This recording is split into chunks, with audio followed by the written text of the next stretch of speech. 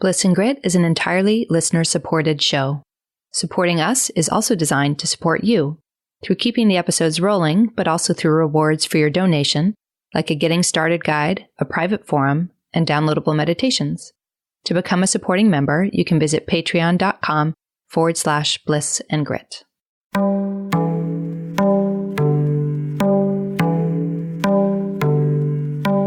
Hello, beautifuls. You are listening to Bliss and Grit. I'm Brooke Thomas, and I'll be joined soon by my dear friend and co-host, Vanessa Scotto. On the show, we're talking about being on the embodied spiritual path, and what does that actually mean? What is a real evolution of our lives? How do we ultimately embrace everything, all the beauty and crazy, the joys and the messes, the bliss and the grit that is a human life? In recent episodes, we have talked about bypass. And primarily we've talked about that as seeking to only feel bliss or to avoid the messiness of human life and human emotions, which can bring up the idea that maybe what we need to do is really double down on the grittiness of life in order to be on a genuine path. But what about when suffering becomes the bypass of choice? As always, unconsciously and in innocence, we can subconsciously emphasize the struggle or over-tolerate the struggle, in which case we lose access to joy, to ease, to the more nourishing movements of life. We talk about the expectations and projections that our paths and our lives, which are really the same thing, should look a certain way, and how that can play out at the two poles of the bypass pendulum. We also discuss how to discern what habits, expectations, and projections are operating in us, and how to relax into that noticing and that unfolding rather than managing ourselves into what we think it should look like. If you're enjoying the show, you can leave a review on iTunes or our Facebook page, or you can head to the website, which is blissandgrit.com, to subscribe for our weekly digest, or you can become a supporting member at patreon.com/blissandgrit. And thank you so much to our current supporting members over on Patreon. We're loving the contact with our growing community over there. Last thing, we swear sometimes, so you may want to wear headphones. Okay, here we go. Hello, Brooke. Hello, beautiful. I have an incredible amount of kind of buoyancy and silliness happening right now. All right. Yeah. I think it was because I had a really good craniosacral session yesterday, and it just resets the system perfectly. So it's kind of wonderful for the conversation that we're planning on having today. So for all of you listening, since Brooke and I already know what we're talking about today, let's see. Last week, if you've been listening in order, we had a conversation with a teacher named Amoda Ma. Love her. Brooke and I get a lot out of reading her and listening to her. She has a lot of clarity. And we were talking about the journey of awakening and the spiritual path. And she made a note that for everyone, it is different and unique every single time. That you almost can't look at anyone else's path and say, that's the way. That's what it would look like. And so that struck us as interesting.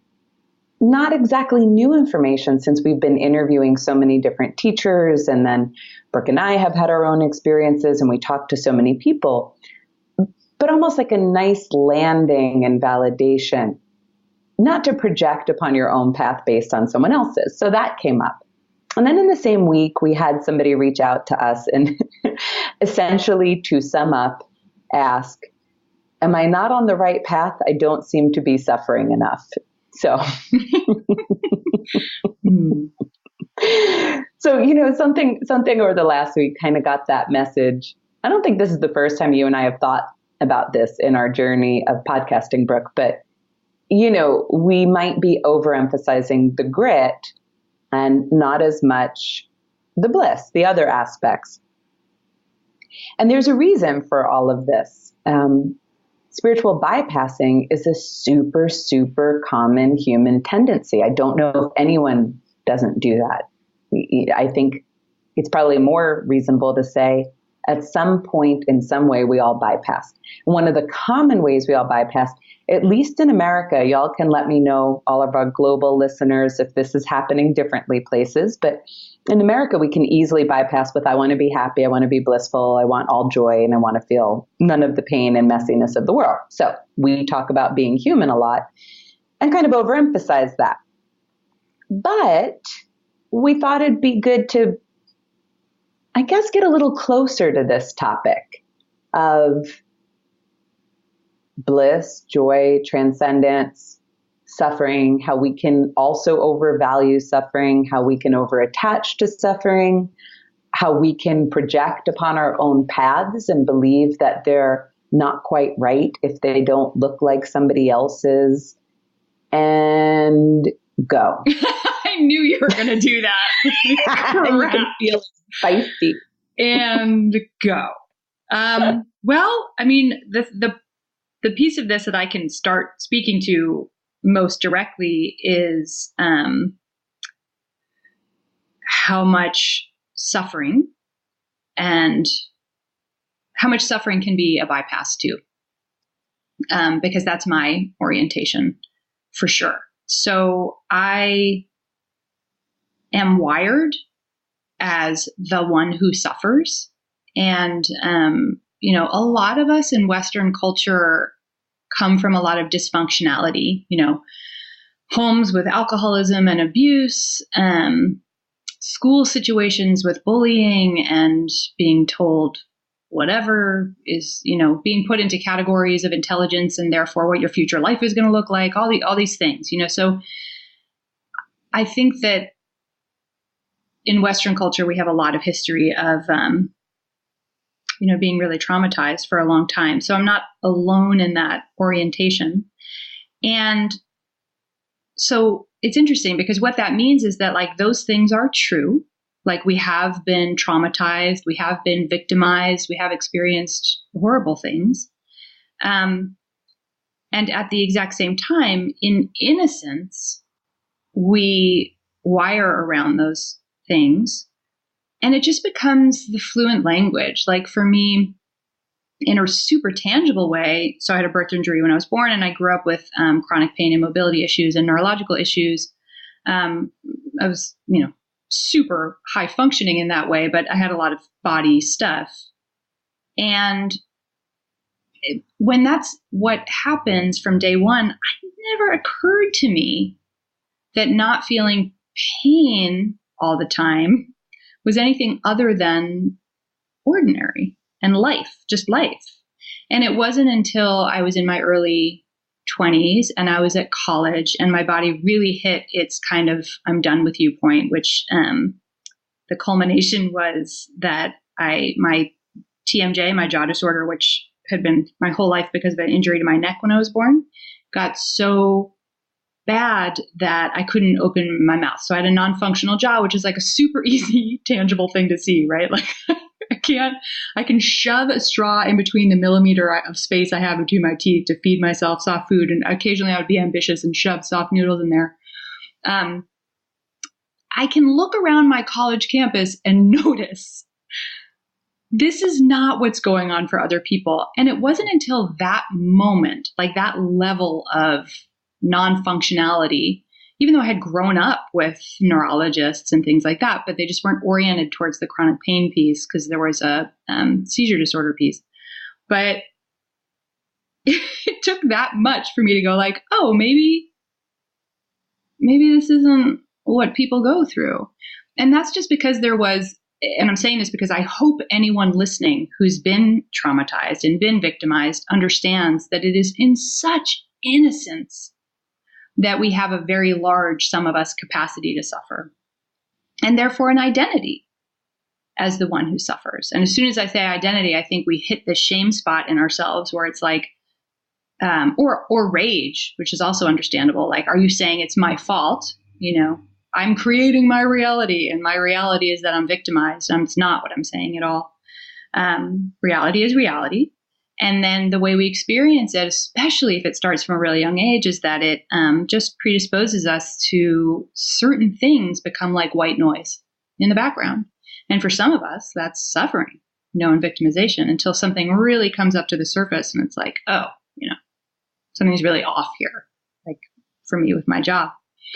And so that the one who suffers, the one who has a lot of capacity to suffer, and that it just goes way under the radar for me, has been such a huge part of my own journey where I have to, it's like a million gossamer veils.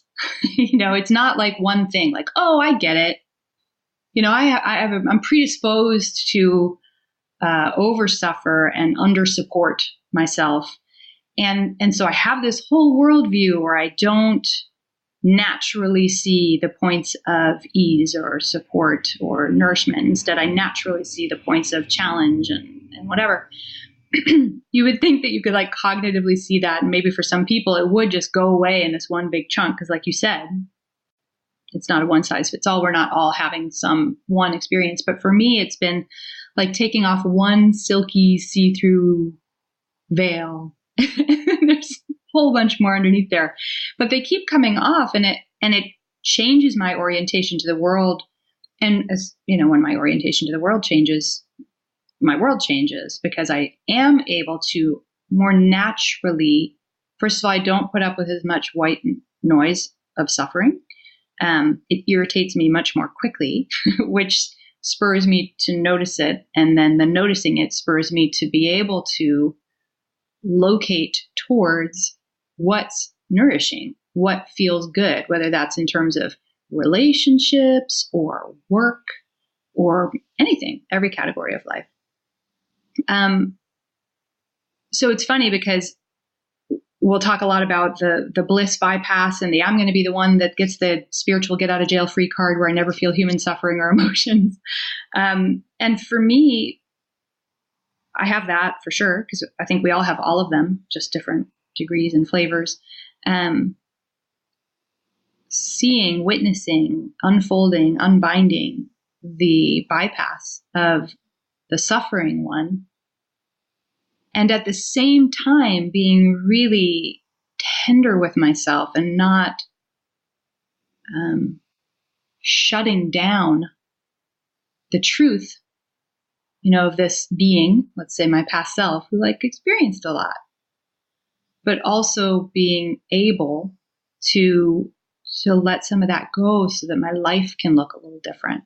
So that's kind of a mouthful, but I'm in even in the last week, especially in the last week, I fresh layers of the suffering one identity have come up to the surface and let go. So, and it's really interesting because the world out there, like my normal everyday life, is changing really quickly in really tangible ways, like a move, and my office is also moving, and my son's school is changing, and there's just all. It's really funny. It's none of it is because I've made up my mind that something needs to change and I'm going after it. It's just watching a puzzle put itself together and going whoa, oh, I didn't see that coming. Oh, I didn't see that coming. So it's I think that there's something to be said for there's this fresh energy of capacity for nourishment, for not suffering. And that changes things.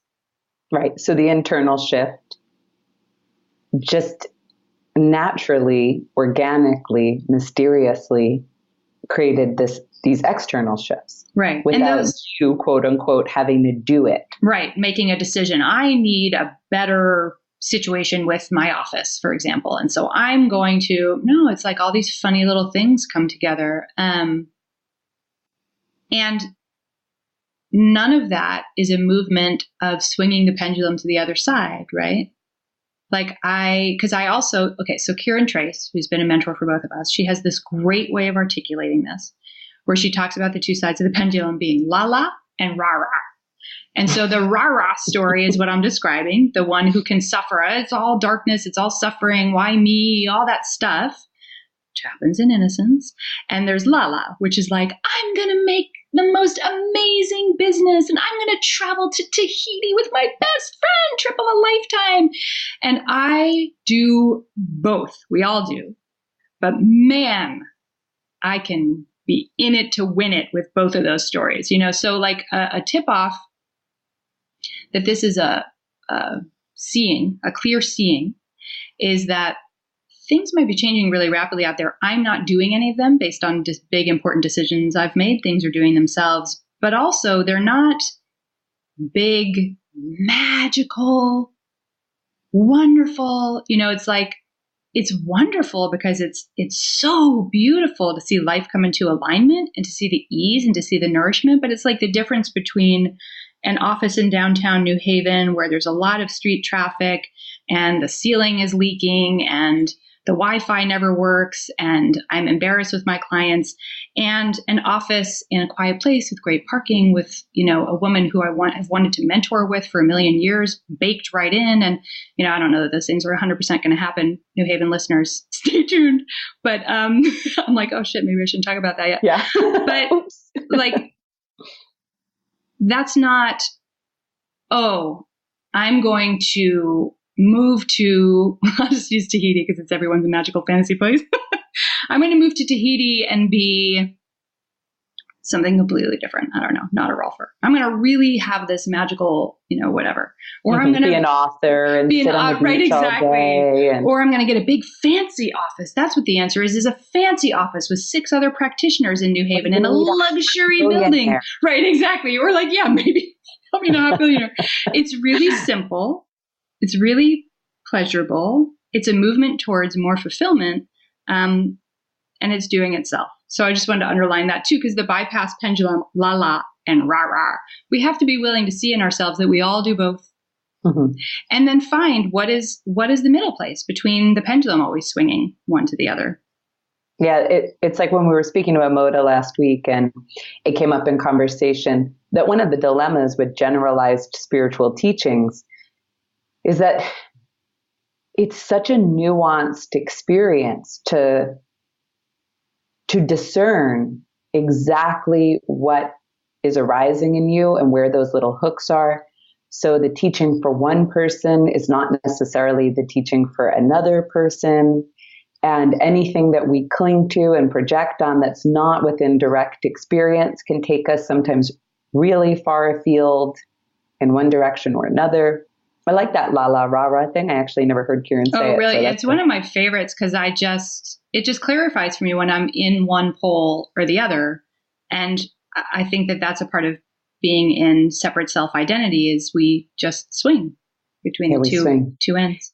I think, and I'm not going to say too much about this because I know I'm going to be making it up a little bit, but I do think Amoda spoke in her book about everyone having a victim inside of them. So even when you said earlier in your conversation, I know this can be touchy.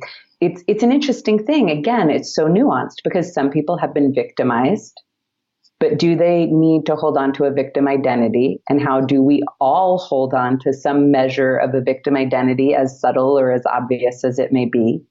But the other thing that was interesting that came up when you were talking, I hadn't thought about this before, but depending on what community you're in or what culture you're in, lala or rah-rah can be highly valued. So for example, let's say you're in the world of social media and you're a public speaker and a spiritual teacher. People may love the lala.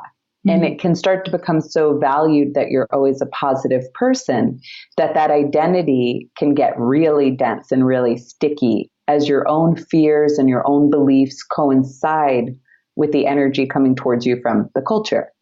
But when I went to therapy school, the rah-rah was super valued. And I imagine this could be true in artist communities like you've been in, Brooke, or New Haven, Connecticut, yes, which is activist communities, yes. Right, because if you're not suffering, there was an idea that it's not as genuine, that happiness and bliss and ease and joy were not as genuine, that those were kind of cheaper emotions. And I remember, since it's funny, you and I meet right in the middle because my tendency is to lala, your tendency may be to grr, but we both go to both as humans will, right? But my bypass was dominantly the bliss one. And so I'm sitting in a school of a bunch of spiritual psychologists in training. And every time I'm happy, they're like, that's droll. That's cheap. Right. You're not being authentic with us. Because happiness couldn't be authentic. Right. Exactly. Show us the muck. That's where the joy lies, which is just really interesting, and probably no wonder that, I wrote a paper in school talking about why joy should come into psychotherapy and people should talk about what brings you joy more. Because that is a funny little concept. I mean, even when people go to therapy or counseling or coaching, you can get the sense that when you sit down, what you're supposed to do is talk about your problems. Right. And that's valuable. The contract we have. Use of your time. Yeah. No, it's not unvaluable at all. It's super useful if that's what's alive. But if what's alive is you're in complete pleasure or you're in complete joy or you're in love, like there's value in sharing that with a person who can receive joy with you too. Because a lot of times that was our wounding. When we were in joy, others weren't. And we got the message that was almost rude or hurtful to resonate differently than them. Or they valued gossip and judgment. And so if we weren't in that place with them, we didn't know how to connect. I mean, there's all sorts of reasons you and I have discussed on other episodes.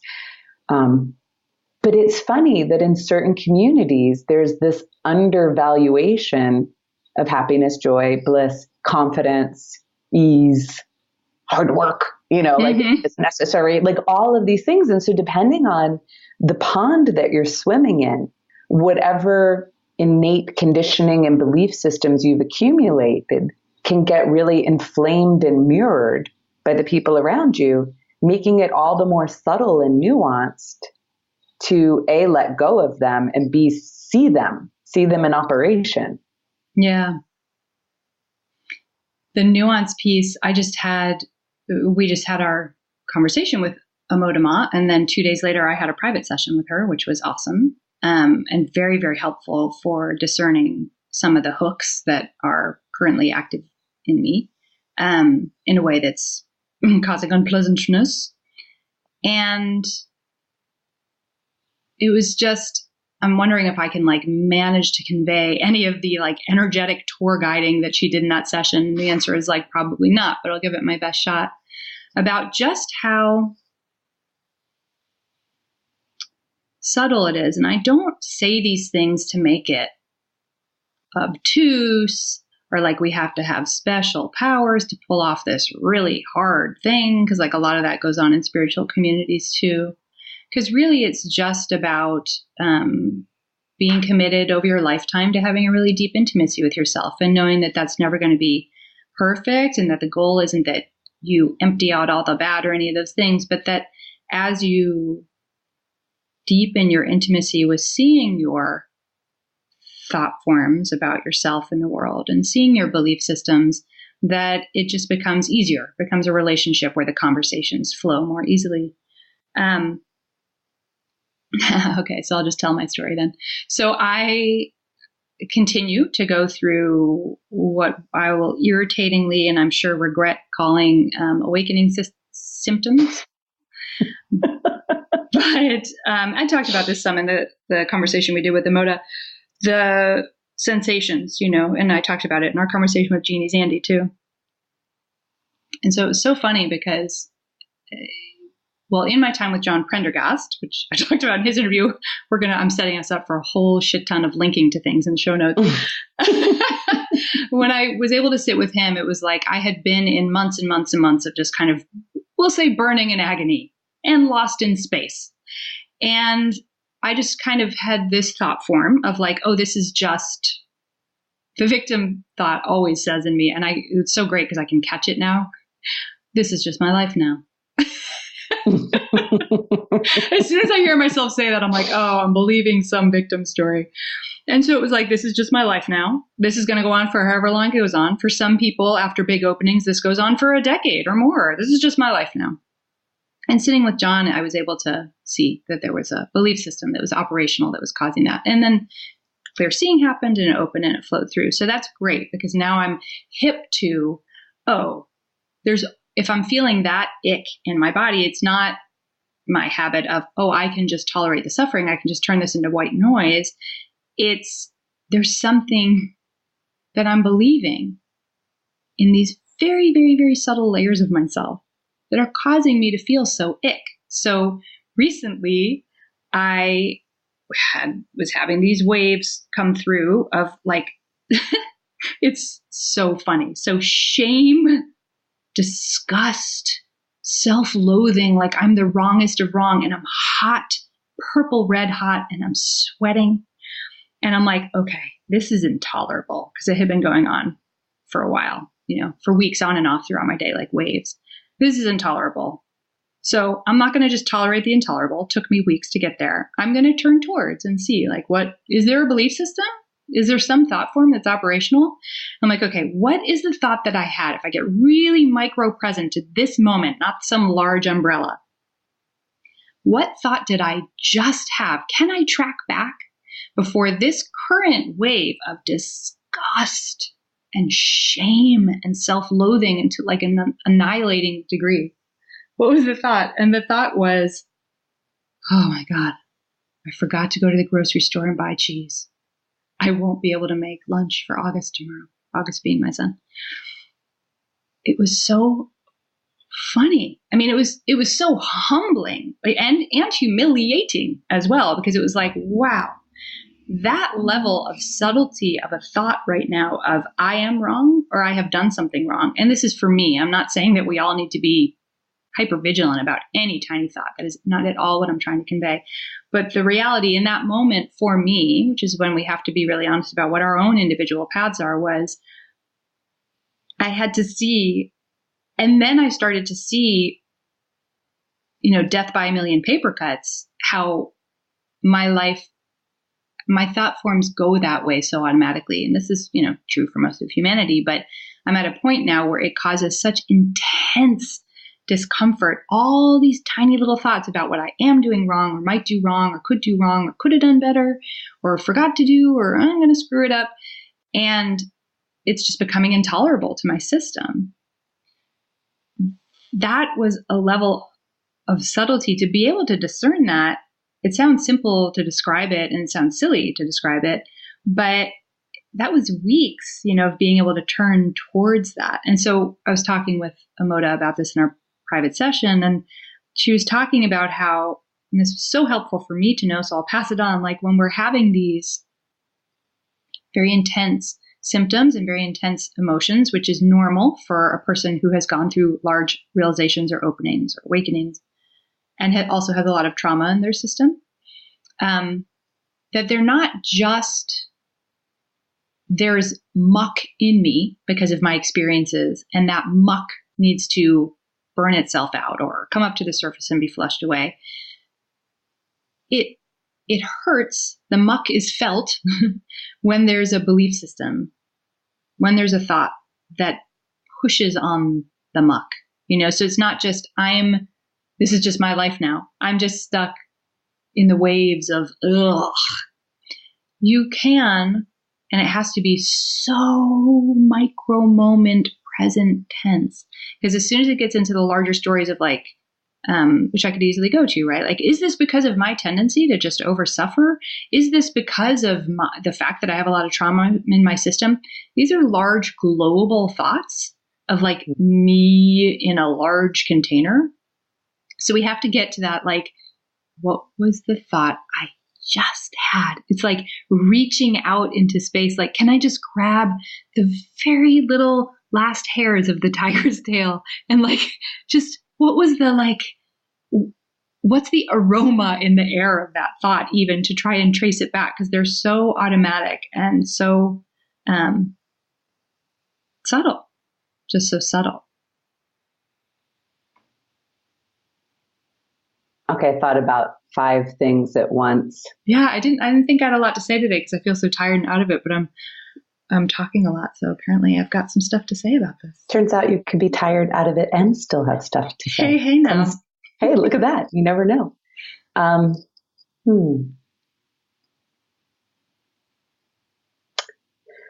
Well, since so much came up at once, I'll just go in whatever direction my mouth takes me in. One thing I wanted to emphasize that you said something to the effect of, I'm not encouraging everyone has to be hypervigilant with their thoughts. It's just what came up for me. I think there's a difference between egoically, consciously trying to will an action of hypervigilance and a natural tendency for your awareness to see. There's a huge difference, but we don't know it until we know it. We don't feel it until we feel it. Right. So many times, as we're hoping to relieve some suffering in our lives, we start to look, okay, where am I creating suffering? How could I not create suffering? Let me not do that thing again. We can develop a conscious movement towards, I better watch myself. I better see what I'm doing. Yeah. I better. No more dating assholes, Brooke. Yeah, don't do it. Me and a client were talking yesterday, and this just is what like came out of my mouth as they were slipping into the self-judgment. Because, I mean, the spiritual path, quote unquote, which is such stupid language really, but it's useful when we talk, can be so loaded with our own spiritual judgments then. You shouldn't cling to suffering. You shouldn't cling to happiness. Right? Like, yeah. And like we could just get on ourselves. And so, of course, a little bit of the judgment was arising as a client was sharing with me. And spontaneously, out of the blue, what occurred to me is like, especially for this woman, because, hi, if you're listening, she has so much love in her being. It's like the most accessible emotion for her. So it probably came for her. But it occurred to me that there's only one energy in the world that ever healed anything. Mm-hmm. And it's been love. It is the only energy. I mean, compassion, and there's truth. But those are all movements of love, I would say. Yes, and the palpable experience is love. Because if you bring truth without love, that can have its own cutting edge, right? So I'm like, that's what heals. Where did we ever get the idea that sitting in judgment of ourselves was ever going to be anything close to helpful? You know, that's the hilarity of the human condition, is that somewhere we got that idea and we keep passing it down through the ages. Like, oh, you know what's great? Sit in judgment of what's coming up. That ought to work. And even concepts aren't so useful as we thought they were. You know, trying to ascribe meaning to it, which I'm sort of generalizing something that you were saying when you wonder, oh, is this because I've had trauma? Is this because of this? Like, you know, we tend to want to ascribe meaning, and that seems really helpful. Mm-hmm. And yet that's only ever so relieving. And I think maybe I put this with a big question mark because it's just occurring to me. What's helpful to me when I have meaning or a revelation that arises with meaning is that as I find meaning, I find understanding, which opens the door to some compassion. And so then it can drop. Yeah. That's very much in process. Okay. So even meaning and concept and layering it with a news story, which seems so helpful. So then you're not a victim, you're powerful, right? right. Yes. Like all of these things seem innocently like they're going to be the answer. And as I've been maturing through my own process, it seems as if it always comes down to they're not helpful the way you think. Just be with it and love if it's available to you, right? To the extent that it's available to you, which I find to be really interesting that that's such a journey, you know, that and it sure as shit is. I mean, the subtlety of it is. So we have to have a ton of compassion for ourselves, all of us who are listening right now and going, why haven't I stuck the landing on this? You know, this is really a pretty subtle dance. 44, I've been working on this a long time. It's finally beginning to like arise for whatever reason of grace that is. So that all occurred to me. And it got me thinking as well about expectations, projections, that a path should look a certain way, if it's a good, solid one, if it's a real one. And I remember when we saw Kahn in January, and I had this experience that's hard to describe, but I have tried to on the show before. But it was as if every day my body was filled with shame. Like, you know how you're describing, Brooke, like watching these thoughts and even how micro it can be, like you don't get cheese and then you want to kill yourself. Right? Yes, right. Well, I mean, that was my whole life. And I think you're probably not having more thoughts than you used to or more feelings than you used to, right? They may be coming foreground because healing is what's moving through.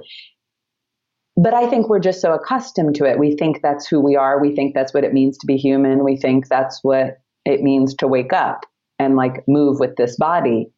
So every day of my life, I was ashamed of myself. Many moments I had suicidal thoughts that arose because I was ashamed of myself. And I lived with a fair amount of fear. So I'm at Kahn's and it disappears. So it's palpable because it was tangible. The experience was tangible because it had a feeling tone. It had an experience. It had a thought process. Even if I wasn't, quote unquote, attending to my thought process, right? Like, it was there always. And so when it disappeared, it was like, I don't know, losing 20 pounds in a flash. Like something felt palpably different. And fear disappeared too. And I went up and I asked Matt, I'm like, so is this one of those things? Like I'm just having a big fancy moment and then, but I'll go back to my life and then it will come back and I'll have to sit with it and meet it and go through. And he was like, there's no reason to expect that.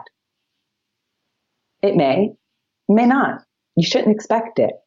And I was like, this is so interesting. It's a very simple statement. It's just reminding us that life is miraculous and the universe is a multiverse and there's a multitude of things that can arise. And it's pointing us towards the power of our projection and our expectation. We keep projecting our identity. We expect things to look a certain way. It's almost the downside of having so much access to spiritual teachers these days, as opposed to just going through this wild ride alone, is that we can expect it to look a certain way. Yeah. And then we can project things upon that experience. So if in that moment, let's imagine I didn't ask Matt, possibly I'd go, oh, well, this couldn't possibly happen to me. And that's very grandiose to have this happen. And it happens to no one. And the path isn't supposed to look like this. And then I could go home and recreate it by clinging more to the certain thoughts. I should really dig out the grit more. Right. Yeah, right. Let's get in there. What am I missing? Which, if it arises, it will arise. That's the good news. I don't have to worry about any of that. Mm-hmm. And that's very relieving. The fear came back. The shame only came back for that 2-hour episode after I saw that trainer, which I had shared with. Yeah. Which was, I'm fat. I mean, of all shames, that's an embarrassing one. Makes me laugh. But whatever. I care if I'm. Well, hey, mine was about grocery shopping, so. I know. Anyway. So I think it's interesting to start to even notice the expectations we have, the projections we have. You and I have spoken about being the good one, the kind one, the helpful one, this one of service, like all of these funny things, which are expectations and projections of what a good person could be, what a useful spiritual path is. We can do all sorts of things. And then there's that deeper level where it's just the way that we organize ourselves so that we have a self. Right. That's that deeper level where if we were to let go of this conceptualization, this projection of who I am moving in this body of form, well, that's a much larger existential issue. That's the deeper level. But on the more superficial level where most of us are hanging around like observing and seeing, we can just laugh about the fact that we think in this sacred, precious, mysterious multiverse with multiple dimensions of reality happening at the same time, that everything is going to look the same for each person. Right. And that if we're not doing it like that, we must not then be doing it. I mean, I'm going to add one last thing. See, now I'm going to overtalk. This is my last thing. And I don't know why this has been so useful for me. But when we spoke about it with the Moda last week, the value of having a teacher, because sometimes as you are having these epiphanies, these revelations, these energetic openings and unfoldings, you start to think like, am I crazy? Am I making this up? Like, I don't have shame right now. Am I projecting that? Is that an illusion? And you can go into a lot of self-doubt around your direct experience. And I remember Matt sitting up there. I don't know. I wonder if this stood out to you as well, Brooke. And he said, you know what the difference is between me and you? He said, the only difference, you have self-doubt. And I was like, oh, that's interesting. In other words, the way I received it was, as his direct experience was arising of this phenomenal world, he trusted it. And I didn't. Like, when you have intuitions and you're like, is that an intuition, or was it just obvious, or did I know, or was it because I was trained in such and such? And, you know, all the subtle ways. Am I really having a Kundalini rising? Because does it fucking matter that I label it as something? Right. Yeah. Attaching? Am I just trying to be too spiritual? And like all these ways that we can start to doubt what's just coming forward is the funniest thing. And we could doubt it by using other people's stories and matching ours against them. We could doubt it because it doesn't fit our concept of what it was supposed to look like, or what it would look like if it was good or valuable. And then we can move into just this experience of doubt. And empathic people, sensitive souls, I'm going to guess most of you listening have this habit of self-doubt. It seems like it kind of came with the wiring. I'm not sure. Maybe if we lived in a different civilization, it would have been different. But it's such a deep, deep habit that, you know, so many beautiful people who are listening, I could imagine doing exactly what you and I do, Brooke. It's like wonderful revelation where they contact wholeness and truth and the awareness that exists within. And then it's like, wait, am I doing that right? Should I be like that? Should last? Yeah. But when I read so-and-so's awakening memoir, that didn't happen. That didn't happen. They suffered for 10 years, you know? Right. Yeah, it always comes back to trust your life, right? One of our favorite. Oh, we haven't said that in so long. That feels good. Yeah, it feels good. And just to recap for those who haven't heard us say this in a while, Reggie Ray of Dharma Ocean, when he was studying with Chogyam Trungpa, he asked him, like, what is the most important thing on the path? And I'm sure I'm butchering this story, but it's just how it's set up in my head. So it's delightful. And you can have my projection of how this went. And Trungpa said to him, the most important thing is to trust your life, or trust the unfolding situation, which is what Reggie would say, because he's more of an academic. And you know, so I would imagine, like, as we're talking, I had this image of me, age 22, at the orofacial pain clinic at Tufts in Boston when I had my severe jaw pain. And I went in, and it was great because it was this very holistic clinic, as well as just straight up realigning your jaw. And there was a woman who worked there who evaluated my breathing, and she saw that I was 100% in emergency respiration. I didn't breathe with my diaphragm or even really thoracically in my rib cage that much. It was just shoulders glued to ears, rigid rock hard scalenes, just, you know, because I was somebody who had a lot of trauma. So this woman really wanted to teach me how to breathe in a more relaxed way. So the way I took that as somebody who really wanted to heal and wanted to be the good one and get it right, I went home and I spent 3 days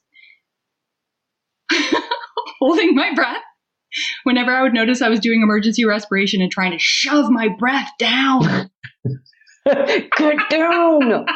Do it. And I'm like a fucking mess. Like at home, I can't even breathe right. But I'm going to like stay home. I'm going to force myself to do the right breath, which I'm quite sure was not at all the way the woman conveyed this, but that was all I was capable of seeing. It was my mode of operating, you know? Shocking that my jaw was locked shut in a completely non-functional way. And so what I will say to those of you who might be having a similar, like, I'm being too vigilant, I'm not being vigilant, I'm having too much grit and no, too much bliss. Where's my bliss? Where's my grit? Because we do that, right? And we make everything, we're going to shove the breath down. And what comes to mind is a recording I heard Kieran Trace do in one of her classes. And it's the best description I have for it, where she's like, you've waded into the river, let's say the spiritual path. Stop splashing about.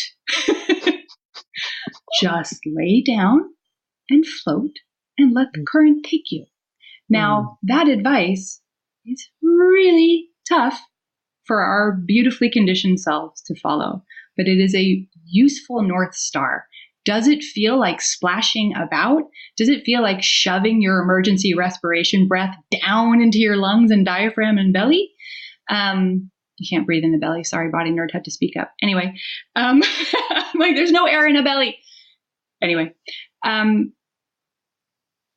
seek ease. And even Matt Kahn, when we were at that retreat, when we left, he's like, if you're wondering how can I go home and keep what I got, the best advice, the only advice I will give you is just relax. Just go home and be so easy.